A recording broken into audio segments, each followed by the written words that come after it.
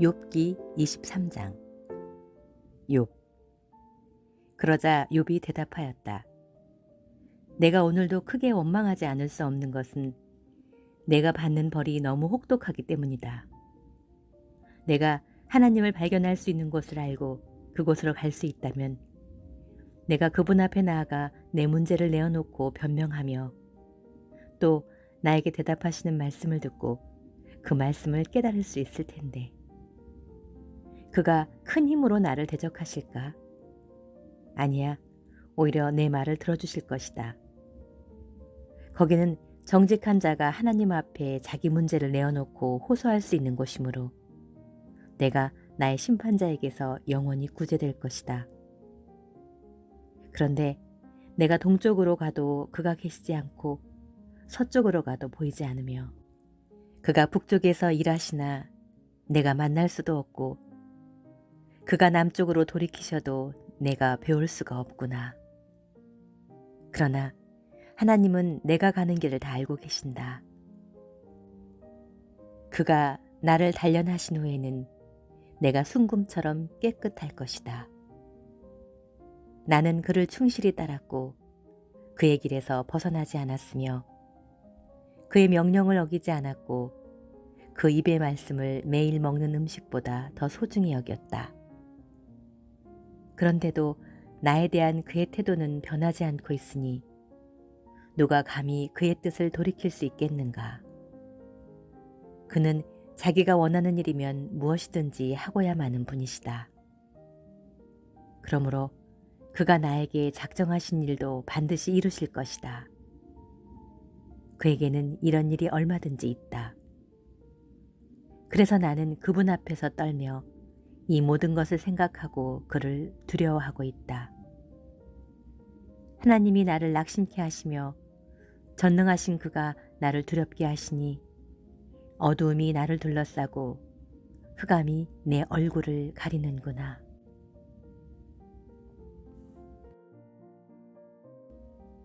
욥기 24장. 어째서 하나님이 심판의 시기를 정하지 않으시는가? 어째서 그를 아는 자들이 그날을 헛되게 기다리는가? 사람들은 한 채의 땅이라도 더 차지하겠다고 경계석을 옮기며 양떼로 훔쳐가 기르고 고아의 나귀를 끌어가며 빚을 갚지 않는다고 과부의 소를 담보물로 잡아두고 가난한 자들을 길거리에서 몰아내니 세상의 가난한 자들이 다 숨을 곳을 찾는구나. 그들이 사막의 들나귀처럼 나가서 열심히 먹을 것을 찾지만 그들의 자녀들이 먹을 음식을 주는 곳은 광야뿐이다. 그들은 남의 밭에서 곡식을 베고 악인의 포도밭에서 포도를 따며 입을 것과 덮을 것이 없어서 온 밤을 추위에 떨면서 맨몸으로 보내고 집이 없어 산중에서 소나기를 맞으며 바위 곁에서 웅크리고 있다. 악한 사람들이 아버지가 없이 아이를 그 어머니 품에서 빼앗아 가며 가난한 자의 아이를 담보로 잡는다. 그래서 그들은 입을 것이 없어 벌거벗고 다니며 곡식단을 나르면서도 굶주리고 기름을 짜면서도 맛보지 못하며 포도주 틀을 밟으면서도 갈증을 느낀다. 성에서 죽어가는 자들이 신음하며 부상당한 자들이 살려달라고 부르짖어도 하나님은 못 본 척 하시는구나. 빛을 싫어하는 자들이 있으니 이들은 그 길을 알지 못하고 그 길에 머물러 있지도 않는 자들이다. 살인하는 자는 새벽에 일어나서 가난한 자를 죽이고 밤에는 도둑질을 하며 간음하는 자는 해가 저물기를 바라고 아무도 나를 보지 못하겠지 하고 자기 얼굴을 가린다. 도둑은 밤이면 남의 집을 부수고 들어가지만 낮에는 문을 닫고 들어앉아서 빛을 보지 않으려고 한다. 이들에게는 캄캄한 밤도 아침과 같아서 흑암의 공포에 친숙해진 자들이다. 그러나 그들은 물거품처럼 지상에서 사라지고 그들의 땅은 저주를 받을 것이며 그들이 다시는 자기들의 포도밭을 거닐지 못할 것이다. 가뭄과 더위가 눈을 삼키듯이 무덤이 죄인들을 삼켜버릴 것이며 그들의 어머니까지도 그들을 잊어버리고 구더기가 그들을 달게 먹을 것이며 다시는 그들을 기억하는 자가 없을 것이니 그들은 나무처럼 꺾어지고 말 것이다. 그들은 임신하지 못하여 아이를 낳지 못하는 여자를 이용해 먹고 과부에게 선을 행하지 않았다. 때때로 하나님이 그의 능력으로 부자들을 보존하고 살 수 없는 처지에서도 그들을 살려주며 또 그들에게 자신감과 힘을 주시고 여러 가지 면에 그들을 도와주시는 것처럼 보인다. 그러나 지금은 아주 높아진 것 같아도 그들은 순식간에 다른 사람들처럼 파멸될 것이며 곡식 이삭처럼 배임을 당할 것이다. 만일 그렇지 않다고 해도 나를 거짓말쟁이라고 지적하거나 내 말이 틀렸다고 주장할 사람이 누구인가? 욥기 25장. 빌닷. 그때 수아 사람 빌닷이 말하였다. 하나님은 권능과 위엄을 가지셨으며 하늘나라를 평화로 다스리는 분이시다. 그가 거느리고 있는 천사의 무리를 누가 감히 셀 수 있으며 하나님의 빛을 받지 않는 자가 세상에 어디 있는가? 어떻게 사람이 하나님 앞에 서서 감히 의롭다고 주장할 수 있으며 여인에게서 난 자가 어떻게 깨끗할 수 있는가? 하나님의 눈에는 달도 밝지 않고 별도 깨끗하지 않은데 하물며 벌레와 구더기에 지나지 않는 사람이야 말할 것이 있겠는가? 욥기 26장. 욥. 그래서 욥이 이렇게 대답하였다. 너는 힘 없는 자를 잘 도왔고 기력 없는 팔을 잘 구하였으며 지혜 없는 자에게 좋은 충고를 하여 너의 훌륭한 지식을 잘 나타내었구나. 누가 너에게 그런 말을 하게 하였느냐? 누구의 신이 내 입에서 나왔느냐? 죽은 자들의 영들이 지하의 물속에서 떨며 하나님 앞에서 죽은 자의 세계가 드러나고 아무것도 가려진 것이 없다. 하나님은 북쪽 하늘을 허공에 펴시며 지구를 공간에 매달아 놓으시고 물을 짙은 구름으로 싸시며 그 무게로 구름이 찢어지지 않도록 하셨다. 그는 자기 보좌를 구름으로 가리시고 수면에 경계를 그어 빛과 어둠의 한계를 정하셨다. 그가 한번 꾸짖으면 하늘의 기둥이 무서워 떤다.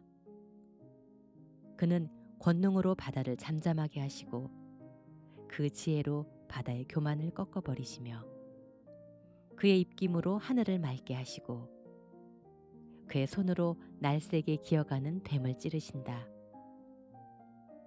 그러나 이런 것은 그의 능력 중에서 아주 작은 부분에 불과하며 우리가 그에 대하여 들은 것도 세미한 속삭임에 지나지 않는다.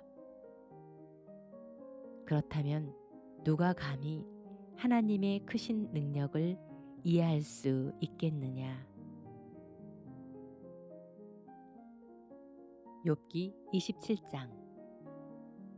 욥은 다시 말을 이었다.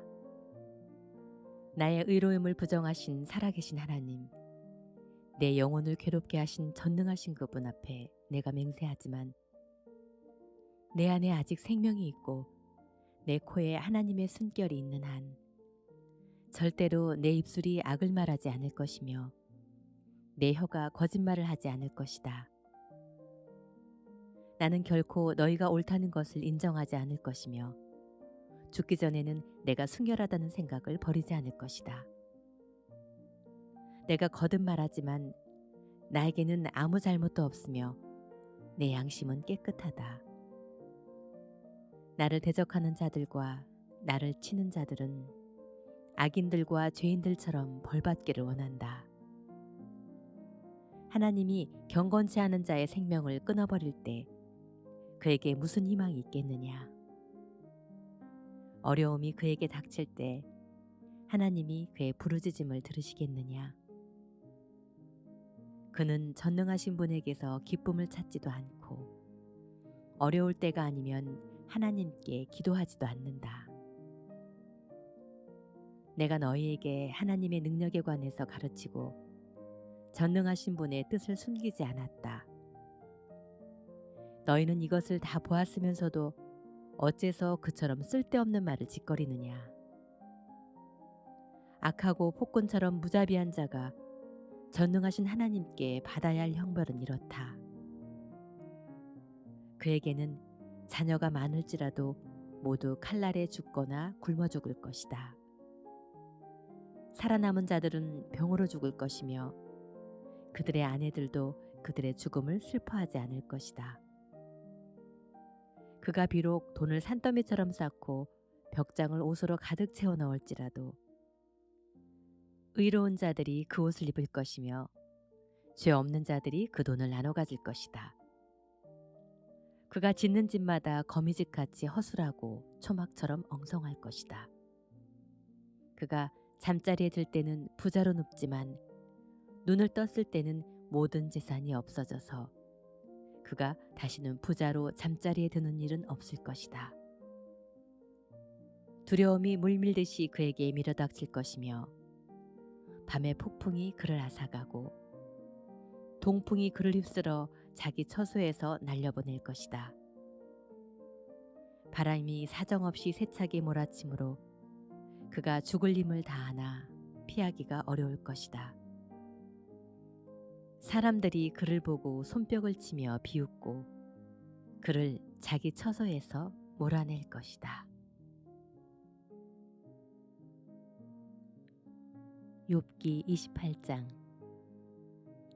은은 채구라는 광산이 있고 금은 재련하는 재련소가 있다. 철은 땅에서 파내고 구리는 광석을 녹여서 얻는다. 사람들은 광맥을 찾기 위해 땅을 깊이 파고 아주 어두운 곳을 조사한다. 그들은 사람이 사는 곳에서 멀리 떨어져 인적이 끊어진 곳에 갱도를 깊이 파고 갱 속에서 밧줄로 몸을 묶어 흔들거리면서 외롭게 일하고 있다. 지면에서는 먹을 것이 나오지만 지하에서는 땅이 불로 뒤집힌다. 광석에는 청옥도 있고 사금도 있다. 그런 보화를 캐내는 길은 솔개도 모르고 매의 눈도 그것을 보지 못하며 사자나 다른 사나운 짐승도 밟아보지 못한다. 사람들은 아주 단단한 바위를 쪼개고 산을 파서 그 뿌리까지 드러내며 바위를 뚫어 굴을 내고 보석을 찾아내며 강의 자원을 찾아서 감추인 것을 드러낸다.